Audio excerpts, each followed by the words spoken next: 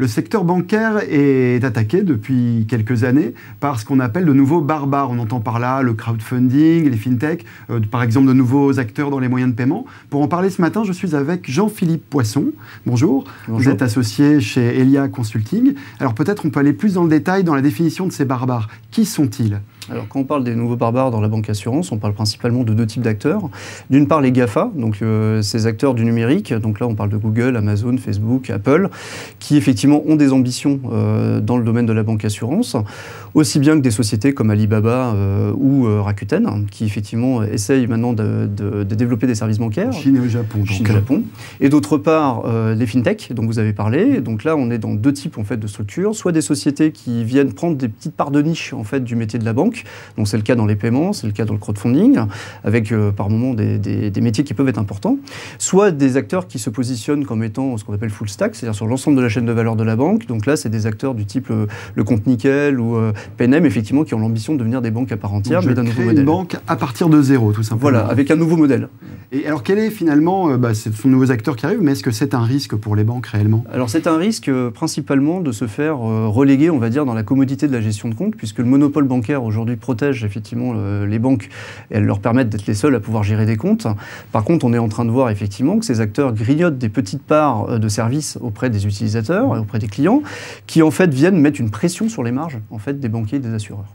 Donc voilà, ça, elle s'occupe des clients, elle capte une partie de la valeur. C'est ça. Et jusqu'à présent, qu'est-ce qui protégeait les banques ? Il y avait toute cette réglementation qui empêchait de nouveaux entrants d'arriver. Alors la réglementation protège encore aujourd'hui effectivement les banquiers et les assureurs, mais on voit que ça évolue. On peut donner deux exemples de réglementation récente. D'une part, la DSP2 qui va être mise en place, qui permet à des nouveaux acteurs d'initier des services de paiement et donc d'être capable d'accéder aux comptes. Donc ça déjà, c'est quelque chose qui va effectivement faire bouger les lignes. Ça donne lieu à des nouveaux services comme l'agrégation de comptes, d'une part. Et d'autre part, on peut parler de la loi Hamon, effectivement, qui permet aujourd'hui de résilier son assurance quand on le souhaite après la première année et qui permet effectivement à des comparateurs, par exemple, de prendre une part importante aujourd'hui du marché de l'assurance. Donc la réglementation, ce n'était pas son but au départ, mais en tout cas, elle n'est plus là pour protéger forcément les banques contre les nouveaux entrants. Qu'est-ce qu'elles peuvent faire pour se défendre par elles-mêmes ? Alors c'est vrai que la réglementation aujourd'hui évolue, elle reste encore très forte. Ce qu'on peut dire, c'est qu'en fait cette réglementation, elle évolue de par le lobbying qui est fait par des associations consuméristes principalement. Donc en fait quand on tire le fil, on se rend compte que c'est le consommateur qui demande aux banques de changer. Donc en fait ce qu'elles peuvent faire principalement, c'est se rapprocher du client et de l'utilisateur et apporter un meilleur service. Quand on parle de disruption digitale, on a souvent en fait une matrice à deux axes, basiquement. On se dit il y a d'une part un oligopole et d'autre part des services qui sont, on va dire, qui ne remplissent pas complètement les besoins des clients. Donc quand on regarde la banque, on a 6 réseaux bancaires d'une part qui proposent à peu près les mêmes produits. Donc on va dire on a un champ naturel à la disruption digitale. Et donc les banques, je dirais, se doivent aujourd'hui d'écouter les nouveaux besoins de leurs clients, de se mettre à la page des nouveaux usages du mobile par exemple, à travers en fait deux grands axes que sont d'une part la meilleure utilisation de la data et d'autre part la mise en place de processus d'innovation. Alors la data évidemment c'est un chantier en soi parce que c'est des acteurs qui se retrouvent avec des masses considérables de données sur les clients, parfois même plus qu'un acteur comme Facebook qu'on penserait hyper équipé en data effectivement. Simplement la banque se retrouve avec tout ce tas de briques et elle ne sait pas forcément quoi en faire. Alors comment ils travaillent ? C'est vrai qu'il y a un travail autour aujourd'hui du big data et autour de ces usages qu'on appelle le smart data pour essayer de faire trois choses principalement. Soit créer des nouveaux modèles économiques à partir de la donnée. Donc là, c'est l'exemple, par exemple, de tout ce qui va être autour de la possibilité d'avoir du cashback en magasin physique à partir de sa carte bancaire. Donc là, ça appelle effectivement des technologies big data et ça crée un nouveau flux de revenus pour la banque.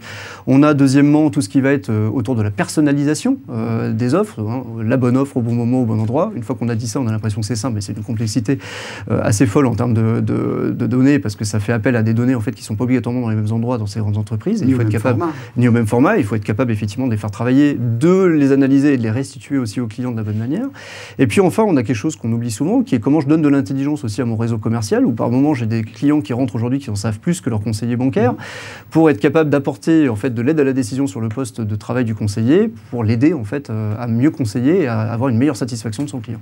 Et alors ça, donc effectivement, c'est ce travail sur la donnée, mais tout ça suppose aussi en interne, un travail de fond important, enfin plus qu'important même, sur l'innovation. Comment est-ce que je construis ce chantier d'innovation en interne? Alors ça, vous touchez quelque chose qui est très intéressant, qui est comment en fait je ne me contente pas de copier les fintechs, mais j'essaye de devenir un peu une fintech à ma manière quand je suis en entreprise. Étant un énorme groupe. Exactement. Donc là, oui, il y a des solutions. Donc la bonne nouvelle, c'est qu'il y a des solutions qui sont expérimentées par les grands groupes aujourd'hui, qui marchent, qui sont autour principalement de la redécouverte du client et de l'utilisateur, et on le remet au centre en fait du processus d'innovation. Donc c'est des techniques, notamment design thinking, qui vont permettre d'aller en observation en fait du client final pour être capable de regarder comment il travaille. Donc on ne travaille pas, on va dire en marketing proctérien classique, à partir de sondages, d'études, de groupes quali, etc. On va vraiment aller au terrain pour regarder sur le terrain regarder comment ça se passe.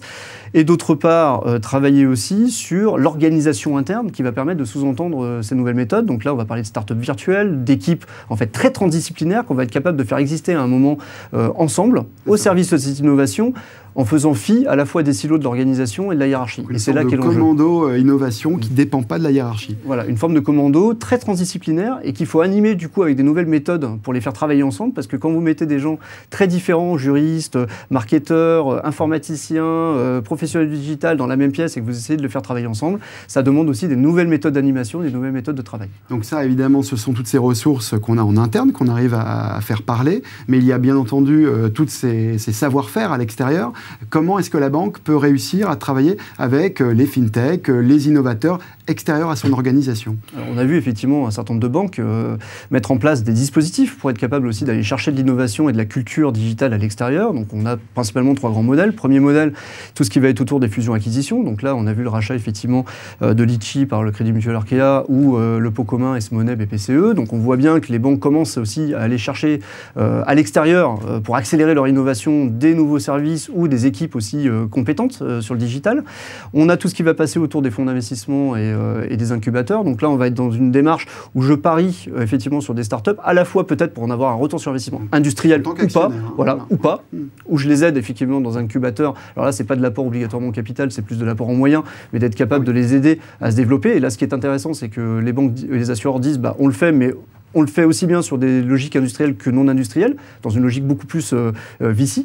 Oui. Et puis la troisième méthode, c'est tout simplement des partenariats avec les acteurs du digital, donc partenariats commerciaux, mais dont l'objectif n'est pas seulement d'acquérir une technologie ou d'acquérir un nouveau produit, mais d'être capable aussi d'infuser par l'extérieur la culture au sein des équipes en les faisant collaborer avec ces acteurs du digital.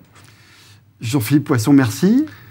Pour approfondir tous ces sujets, nous vous donnons rendez-vous le mardi 1er décembre prochain, lors de la conférence annuelle organisée par les Échos sur le thème Banque Assurance.